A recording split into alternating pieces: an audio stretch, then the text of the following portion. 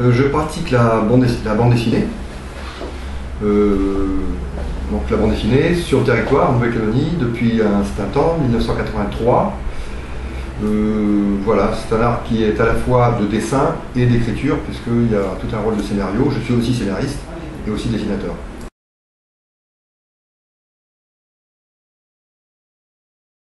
Toute littérature, même la bande dessinée, ne permet que rarement à des auteurs de subvenir à leurs besoins. C'est très difficile parce qu'en fait, c'est lié, en vérité, c'est pas lié directement à ce qu'on fait, mais à ce qu'on vend. Et c'est là où il y a, on rentre dans un esprit de marché, quoi, en fait, ça devient un produit. Un livre, tant qu'il appartient à l'auteur, est une œuvre, mais un livre, à partir du moment où il est vendu, ça devient un produit comme un autre. Et là, on rentre dans une forme de relation avec l'offre et la demande. Et vous savez très bien qu'il y a plus de gens qui sont demandeurs de produits plutôt ludiques comme la musique ou le cinéma que le livre et même la bande dessinée. Donc, mes bandes dessinées se vendent très bien. Ça pourrait couvrir un petit peu les besoins normaux, hein. Ça m'apporte de l'argent, si vous voulez savoir. Pas tellement en tant qu'auteur, justement, mais en tant qu'éditeur. C'est-à-dire que j'édite les livres et je gagne plus d'argent à vendre des livres que ce que j'ai gagné d'argent à ce que des gens qui achèteraient des planches ou des dessins. D'accord ? Donc il y a deux choses différentes comme ça. Et je reste enseignant.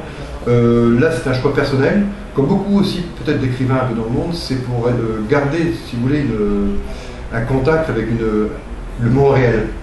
Voilà.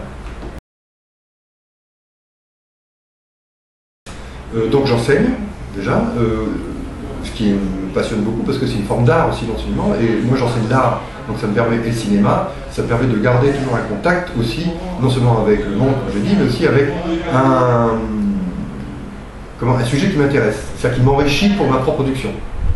En dehors de ça, je fais un peu de peinture, je fais comme ça, mais de manière, on va dire, plus personnelle. Donc le but n'est pas de communiquer ni de vendre, mais plutôt d'étendre.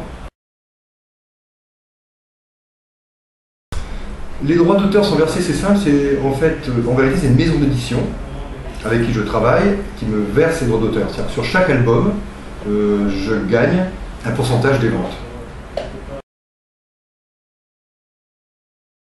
Alors pour ce qui est du livre et de l'image, il y a une loi qui existe depuis 1900 et quelques, notamment ça a été, je crois, corrigé en 57, il me semble, je ne suis pas certain de ça, c'est-à-dire toute production, à partir du moment où elle est éditée, donc est devenue un produit, vous protège.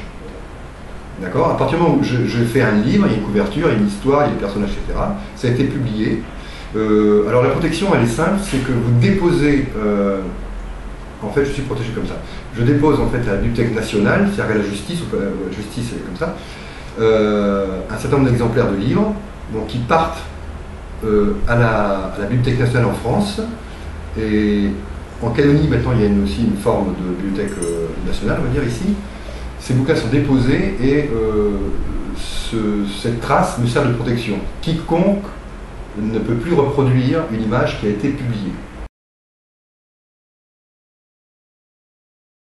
Les deux, c'est une passion et du coup, comme je vis ma passion, ça me permet de donner un sens un peu à ma vie.